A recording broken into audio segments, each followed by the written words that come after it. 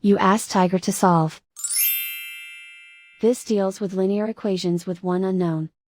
The final result is u equals -3. Let's solve it step by step.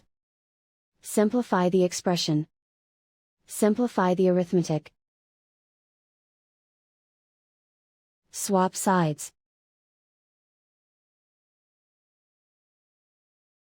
Group all constants on the right side of the equation. Add 17 to both sides. Simplify the arithmetic.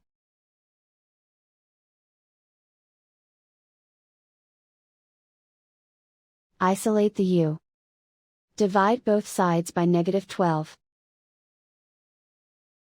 Cancel out the negatives. Simplify the fraction. Move the negative sign from the denominator to the numerator. Find the greatest common factor of the numerator and denominator. Factor out and cancel the greatest common factor. And so the final result is u equals -3.